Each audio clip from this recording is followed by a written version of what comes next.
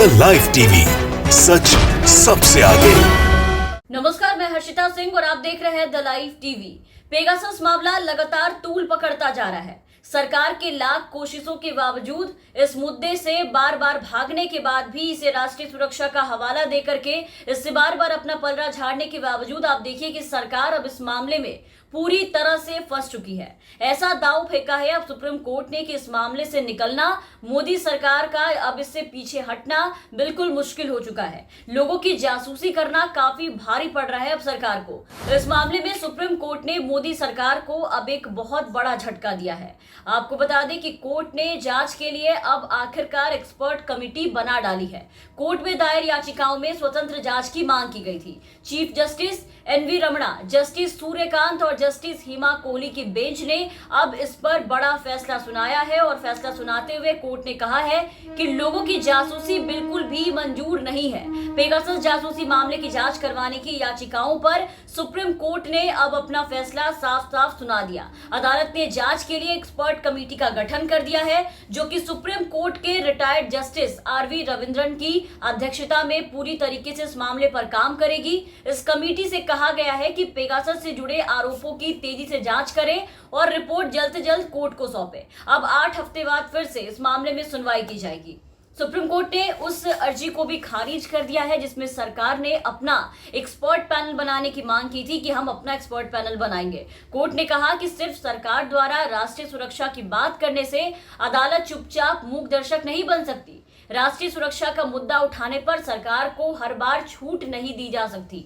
अदालत ने यह कमेंट इसलिए किया क्योंकि केंद्र सरकार ने राष्ट्रीय सुरक्षा का हवाला देकर के एफिडेविट में ज्यादा डिटेल देने से साफ साफ कोर्ट को इनकार कर दिया था।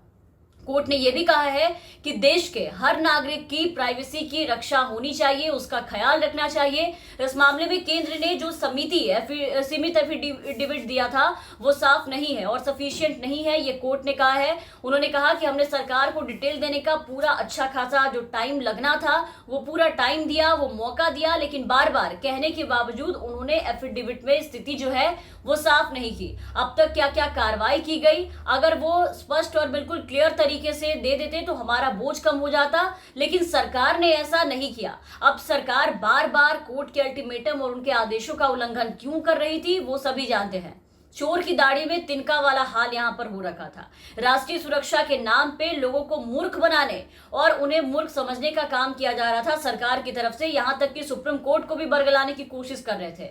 पेगासस मामले में कई पत्रकारों और कई एक्टिविस्ट ने अर्जियां दायर की थी यहां सुप्रीम कोर्ट में। इनकी मांग थी कि सुप्रीम कोर्ट के जज की निगरानी में जांच करवाई जाए कि सरकार ने ऐसा क्यों किया। पिटिशनर्स ने यह भी कहा था कि मिलिट्री ग्रेड के स्पाईवेयर से जासूसी करना प्राइवेसी के अधिकारों का उल्लंघन है। पत्रकारों के, डॉक्टर्स के, वकील के, एक्टिविस्ट के, मंत्रियों के, यहां तक विपक्षी पार्टियों के नेताओं के फोन हैक करना बोलने की आजादी के अधिकार से समझौता करना है।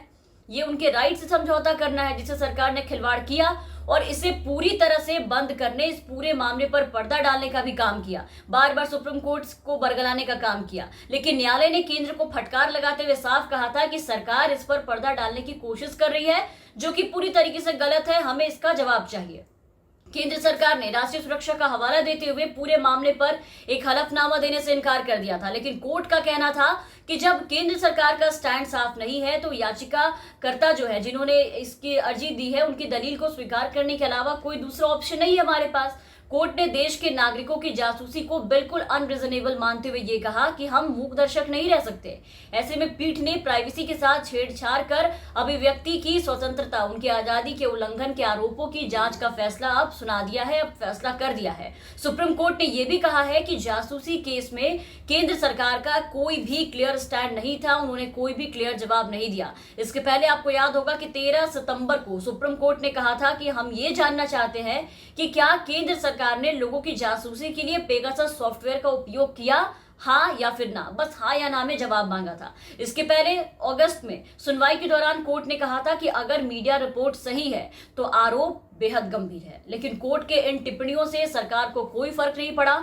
वो इस मुद्दे पर चुपचाप अपना अड़ियल रवैया अपनाए बैठे थे, कोई भी सवाल जवाब करने को तैयार नहीं थे, कुछ बताने को तैयार नहीं थे, जिसके कारण आज कोर्ट ने अपना फैसला ले लिया, सुना दिया। किसी लोकतांत्रिक देश में जहां कानून का शासन हो, वहां किसी की भी जासूसी करने की इजाजत नहीं दी जा सकती है। और अदालत ने भी इस बात को साफ साफ कहा कि भारत सरकार ऐसे मामलों में जानकारी देने से इनकार कर सकती है जो सुरक्षा से जुड़े हों, लेकिन इसका ये मतलब नहीं कि आप हर वक्त उस चीज का हवाला दे, हर वक्त राष्ट्रीय सुरक्षा का मुद्दा खड़ा कर दे और आप उससे बच के निकल जाए। अदालत ने यह भी कहा कि जासूसी कराए जाने का मामला बुनियादी हकों के उल्लंघन का है।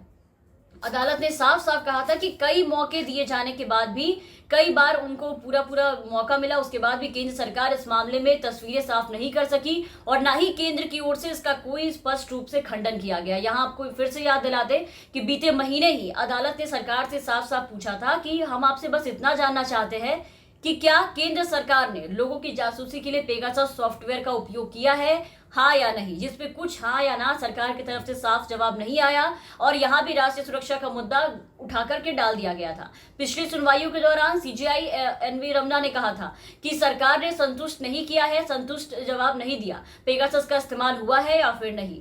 और इसके अलावा शीर्ष अदालत ने सरकार को आदेश दिया था कि वो एक शपथ पत्र यानी कि एक एफिडेविट दायर करके ये बता दें कि जासूसी का आदेश किस एजेंसी ने दिया और जिसने जासूसी की वो इसके लिए ऑथराइज थी या फिर नहीं।